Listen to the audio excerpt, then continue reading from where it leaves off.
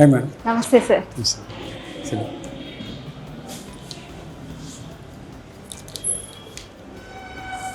Sir Hindu college అంటే ఇప్పుడు మనకి గుంటూరులో ఉన్న ఎన్నో గొప్ప కళాశాలలో హిందూ కాలేజ్ కూడా ఒకటి అని చెప్పి తెలుసుకున్నాం. ఇక్కడ చాలామంది ప్రముఖులు చదువుకున్నారు, గొప్ప స్థానానికి వెళ్ళారని తెలిసింది. సో దాని గురించి తెలుసుకోవాలనుకొని మేము వచ్చాము.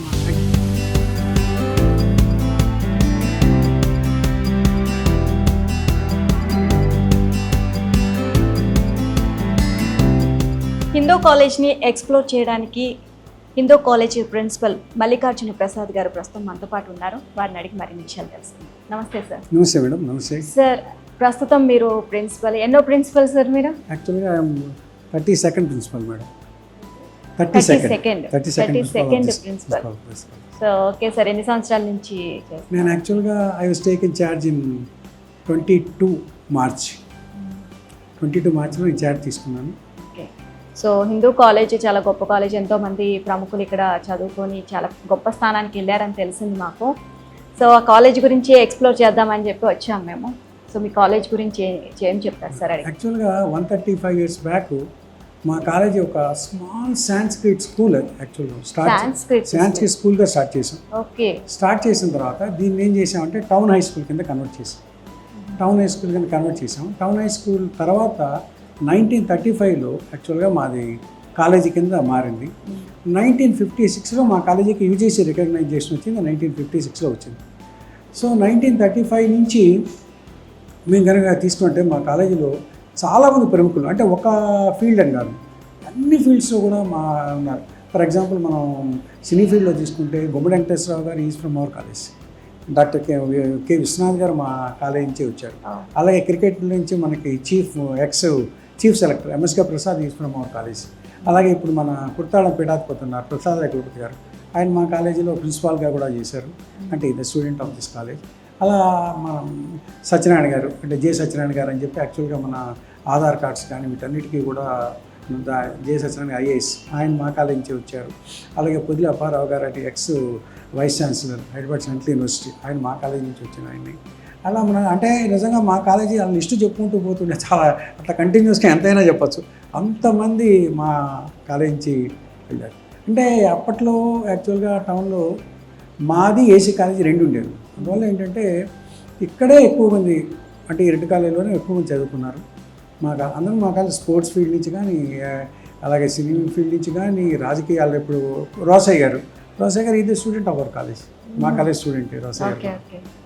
సో సార్ ఎంతోమంది, చాలామంది ఉన్నారు, అన్ని డిపార్ట్మెంట్స్ నుంచి వచ్చారా సార్? ఒక్కొక్కరు వచ్చారు మేడం, డిఫరెంట్ డిపార్ట్మెంట్స్. అంటే ఇక్కడ ఎలా ఉంటుందంటే మేడం, సీనియారిటీ ఫస్ట్ 3లో ప్రిన్సిపాల్ అవుతారు. అంటే seniority is the only base.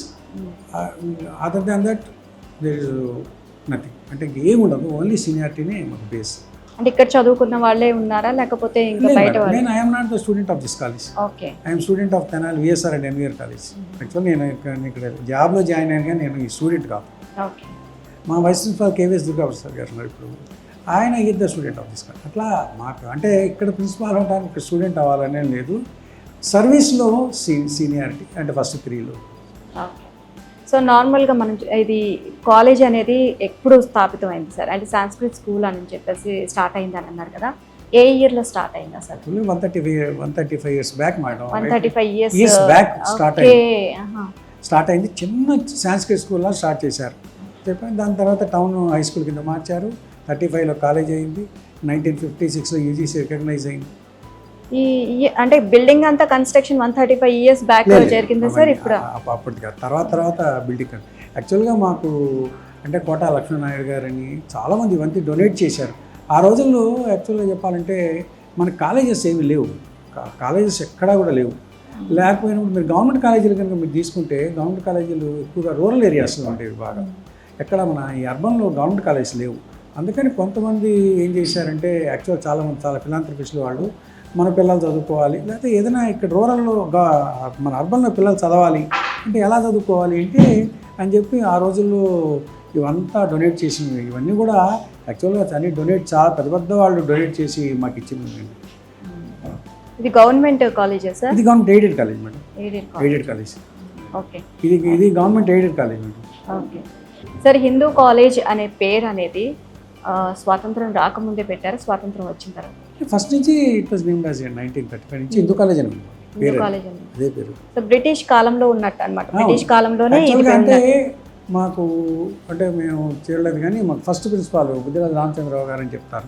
ఆయన గురించి ఒక ఇన్సిడెంట్ చెప్తుంటారు. ఏంటంటే బ్రిటిష్ గవర్నమెంట్ రూల్ అప్పుడు యాక్చువల్గా అంటే మా స్టూడెంట్స్ కొంతమంది మీద అంటే అది ఫైర్ చేయడానికి వచ్చినప్పుడు ఆయన గేట్ దగ్గర నిలబడి ముందు నన్ను ఫైర్ చేయండి, నా డెడ్ బాడీ మీద నుంచి వెళ్ళి స్టూడెంట్స్ ఫైర్ చేయడానికి ఇవ్వండి అన్నారు. అంటే is such a great person. అంటే అట్లా అంటే ఒక బుద్ధిరాజు రామచంద్రరావు గారనే కాదు కానీ మాకు వల్లభదేవ సుబ్బారావు గారిని ప్రిన్సిపాల్గా చేశారు. ఆయన ఆ రోజుల్లో ఐఏఎస్ పేపర్లు దిద్దేవాడు. అట్లా మాకు ప్రిన్సిపాల్స్ ఎవరు తీసుకున్నా సరే అంటే నాట్ ఓన్లీ ప్రిన్సిపాల్స్ మాట, మా కాలేజ్ స్టాఫ్ అంతా కూడా సీనియర్ మోస్ట్ స్టాఫ్. మాకు ఏంటంటే అందరూ కూడా క్వాలిఫైడ్ స్టాఫ్, దాంట్లో మాత్రం there is no doubt in it. ఎందుకంటే మేము ఇప్పుడు కూడా యాక్చువల్గా చెప్పాలంటే చాలా కాలేజెస్లో స్ట్రెంత్ లేదు. అంటే ఇప్పుడు ప్రైవేట్ మీకు తెలియదు అందరికీ తెలిసింది ఓపెన్ సీక్రెటే. చాలా కాలేజెస్లో ప్రైవేట్ కాలేజెస్ ఎఫెక్ట్ చాలా పడుతుంది. బట్ మా దగ్గరికి వచ్చినప్పుడు మాకు స్ట్రెంత్ వైజ్ మాకు చాలా బాగుంటుంది. మేము యాక్చువల్గా 2023లో ఎడ్జి వరల్డ్ అని ఒక ఆర్గనైజేషన్లో ఏపీలోనే second best admissions, non autonomous కాలేజ్లో second best admissions. Acharya Nagarjuna యూనివర్సిటీలో తీసుకుంటే ఫస్ట్ బెస్ట్ అడ్మిషన్స్ కాలేజీగా మాకు. సార్ మీరు ఇంతకుముందు చెప్పారు ఎవరు కూడా ఇక్కడ చదువుకున్న వాళ్ళు ఏం ప్రిన్సిపల్స్ అలా ఏం లేదు, నార్మల్గా సీనియారిటీని బట్టి. బట్ ప్రసాదరాయ కులపతి సార్ మాత్రం ఇక్కడే చదువుకొని ఇక్కడే ప్రిన్సిపల్ అయ్యారు అని చెప్పేసి తెలిసింది. ఇక్కడ మనకి బోర్డు మీరు ప్రిన్సిపల్స్ నేమ్స్ కూడా పెట్టారు. 1992లో నుంచి ఆయన 1998 వరకు ప్రిన్సిపల్గా కొనసాగారు అని చెప్పేసి. ఆయన గురించి చెప్పండి సార్. అది 1992 నుంచి 98 వరకు ఆయన ప్రిన్సిపల్గా చేశారు. యాక్చువల్గా ఆయన ఇక్కడ స్టూడెంటే ఆయన ఇక్కడే చదువుకున్నారు. తర్వాత ఇక్కడే లెక్చరర్గా తెలుగు డిపార్ట్మెంట్లో హెడ్గా చేశారు. తర్వాత ఇక్కడే ఆయన ప్రిన్సిపాల్ అయ్యారు. ప్రిన్సిపాల్ అయిన తర్వాత ఆఫ్టర్ రిటైర్మెంట్ ఆయన సిద్ధేశ్వరానంద భారతి అని చెప్పి కుర్తాలో పీఠాధిపతి అయ్యారు. యాక్చువల్గా ఆయన అంటే శాస్త్ర అష్టావధానాలు శతావధానాలు కూడా బాగా చేసేవాళ్ళు. ఆయన అంటే ఒక విధంగా చెప్పంటే తెలుగు లిటరేచర్లో అంటే ఆయన గురించి చెప్పడానికి యాక్చువల్గా అంటే ఐఎమ్ నాట్ సఫిషియంట్ అంటే నేను సరిపోనేమో అనిపిస్తుంది. అంటే అంత ఆయన గురించి కొన్ని విషయాలు మాకు కూడా తెలియాలి కదా. ఆయన అంత నాలెడ్జ్ ఉన్నాడు. ఆయన చాలా చాలా చాలా బుక్స్ రాశారు. తర్వాత ఆయన యాక్చువల్గా చెప్పాలంటే ఆయన ఆశ కవిత్వం కూడా చెప్పారు. ఏదైనా మీరు స్టేజ్ మీద కనుక ఏదైనా దాని మీద కవిత్వం చెప్పుకుంటే చాలా సునాయాసంగా కవిత్వం. అందులో అష్టావధానాలు శతావధానాలు ఆయన చేసే రోజుల్లో అసలు they are not that much famous, అంత ఫేమస్ కాదు. ఆయన ఆ రోజుల్లోనే చేశారు. తర్వాత ఆయన ఏమంటారంటే చాలామంది చెప్తారు ఆయన ఒక దాని మల్లయోధుడు అని కూడా చెప్తారు. అంటే మంత్రశాస్త్రంలో యాక్చువల్గా చెప్పాలంటే ఆయన్ని కొట్టిన వాళ్ళు చాలా తక్కువ మంది ఉంటారేమో అని చెప్పారు. మంత్రశాస్త్రంలో ఈజ్ వెరీ గ్రేట్ చెప్పాలంటే, ఆయన సుపీరియర్ అని చెప్పచ్చు, ఎక్స్ట్రీమస్ మంత్రశాస్త్రం. ఓకే, సో ఆయనకి ముఖపరిచయమేనా సార్ మీరు ఆయనతో కలిసారు? మేము కలిసి పనిచేసాం కదా. పనిచేశారు. ఓకే. మమ్మల్ని అంటే ఆయన బీయింగ్ అంటే మేము అప్పటికి బాగా జూనియర్స్, కానీ ఒక విధంగా చెప్పాలంటే ఆయన సీనియర్ అయినా సరే మమ్మల్ని ఎప్పుడు కూడా చాలా బాగా పలకరించేవాళ్ళు, చాలా బాగా మాట్లాడేవాళ్ళు. మేము ఆయన పీఠాధిపతి అయిన తర్వాత మేము వెళ్తుంటాం. మాతో బాగా మాట్లాడతారు. ఇప్పుడు వెళ్ళినా మమ్మల్ని చక్కగా పలకరిస్తారు. ఓకే. ఇప్పుడు ప్రస్తుతం సిద్ధేశ్వర పీఠం అని చెప్పి ఇక్కడ పట్టాపురంలో ఉన్నాను, రవీంద్రనగర్లో. అక్కడ ఉంటుంటారు, ఎక్కువ కుట్టాలంలో ఉంటుంటారు. ఇక్కడ సందర్శిస్తూ ఉంటారా సార్? ఇక్కడికి వచ్చి కాలేజీకి వస్తూ ఉంటారు. ఆయన ప్రతి ఏడాది మాకేం చేస్తారంటే ప్రసాదరాయ కులపతి గారి సాంస్కృతిక అవార్డు అని చెప్పి ఒక అవార్డు ఇస్తారు. ఓకే. అవార్డు ఇచ్చినప్పుడు ఏం చేస్తారంటే ఇక్కడ ఒక టీచింగ్ స్టాఫ్, ఒక నాన్ టీచింగ్ స్టాఫ్, ప్లస్ బయట నుంచి అంటే సాహిత్యంలో కానీ లేకపోతే వాళ్ళ రంగాల్లో చాలా అద్భుతంగా రాణించిన వాళ్ళు ఉంటారు. వాళ్ళకి అవార్డు ఇస్తారు. ప్రతి ఏడాది ఫంక్షన్ జరుగుతుంది. ప్రతి ఏడాది ఫంక్షన్ జరుగుతుంది, ప్రతి ఏడాది అవార్డ్స్ ఇస్తారు. స్టాఫ్ ఎంతమంది ఉన్నారు సార్? ప్రస్తుతానికి మాకు 84 మెంబర్స్ టీచింగ్ స్టాఫ్ ఉన్నారు. నాన్ టీచింగ్ స్టాఫ్ వచ్చేటప్పటికి more than 70 ఉంటుంది. అంటే ఈ క్యాంపస్ నేను మాట్లాడుతాను. మాకు ఈ ఒక క్యాంపస్సే కదా. యాక్చువల్గా మాకు అమరావతి రోడ్లో మాది ఇంజనీరింగ్ కాలేజీ ఉంది, అలాగే పాలిటెక్నిక్ కాలేజీ ఉంది, MCA ఉంది, MBA ఉంది, ఓకే. మాకు ఫార్మసీ కాలేజీ ఉంది, ఓకే. మా బీఈడి కాలేజీ ఉంది, పక్కన మా హిందూ హై స్కూల్ ఉంది, మాది పటాపురం హై స్కూల్ ఉంది. అంటే మా ఆర్గనైజేషన్ అంటే మా మేనేజ్మెంట్ కింద 12 ఆర్గనైజేషన్స్ రన్ అవుతాయి. ఓకే. సో చాలా 12 ఆర్గనైజేషన్ మా కింద 12 ఇన్స్టిట్యూషన్స్ చాలా బ్రాంచెస్ ఉన్నాయి. అండ్ నార్మల్గా మనం క్యాంపస్ అంతా మొత్తం చూద్దాం సార్ తర్వాత. అండ్ దీనికి ముందు క్యాంపస్లో స్టూడెంట్స్ స్ట్రెంత్ కానివ్వండి, స్టూడెంట్స్ యాక్టివిటీస్ కానివ్వండి, అంటే ఓన్లీ స్టడీసే కాకుండా ఎలా ఉంటుంది ఇక్కడ? యాక్చువల్లీ చెప్పండి, మాకు చేరే స్టూడెంట్స్ చెప్పాలంటే కల్చరల్ ఒకటి మా దగ్గర చాలా బాగుంటుంది. అంటే మేము రీసెంట్గా మన నాగార్జున యూనివర్సిటీలో యూత్ ఫెస్టివల్ జరిగింది. మేము వీఆర్ ద ఛాంపియన్స్.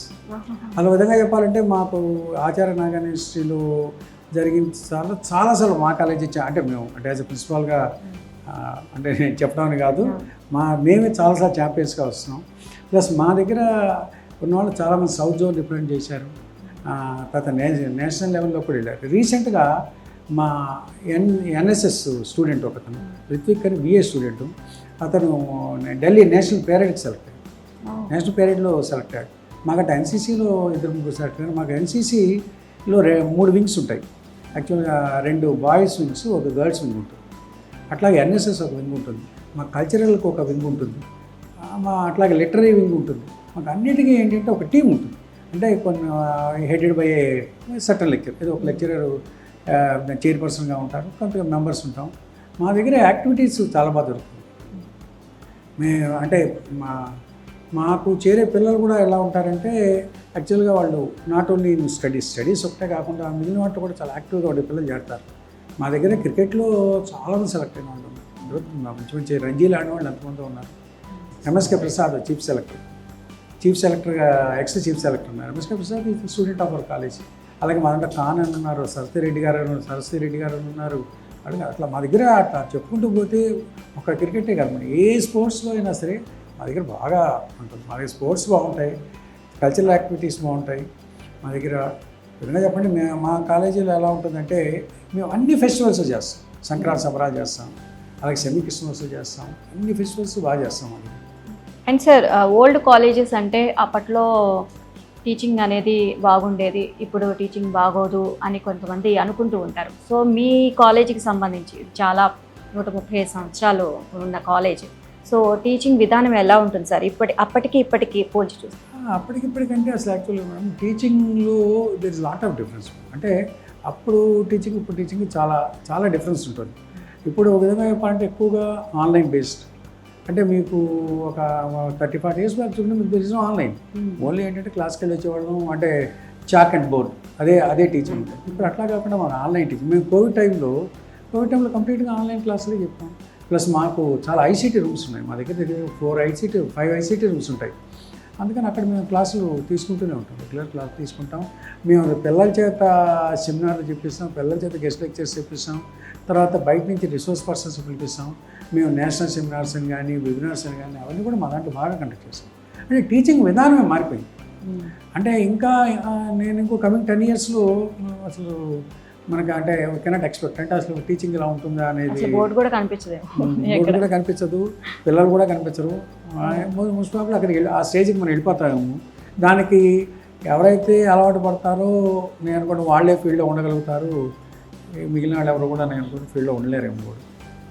అండ్ అంతేకాకుండా టీచింగ్ సంబంధించి ఈ కాలేజీ మేము చూసినప్పుడు హిందూ ధర్మం గురించి ఎక్కువగా మనకి బ్లాగ్స్ కానివ్వండి, వాటికి పెట్టిన పేర్లు కానివ్వండి, స్వస్తిక్ అని చెప్పేసి ఇక్కడ కొంచెం హిందూ ధర్మం గురించి ఎక్స్ప్లోర్ చేస్తున్నట్లు అనిపించింది. సో ఏంటి సార్? లేదు మేడం, అంటే స్వస్తిక్ అంటే మాకు స్టార్ట్ చేసిన వాళ్ళంతా ఫిలాంథ్రపిస్ట్ స్టార్ట్ చేశారు, వాళ్ళు పెట్టిన పేర్లే. అసలు ఇవన్నీ కూడా ఇప్పుడు ఓల్డ్ మా బిల్డింగ్స్ కట్టినప్పుడు పెట్టిన పేర్లే. కానీ ఆ తర్వాత మేము వేదవ్యాసాన్ని పెట్టాం, అలాగే ఇందాక మనం వెళ్ళిన అగస్త్య బ్లాక్ అని పెట్టాం.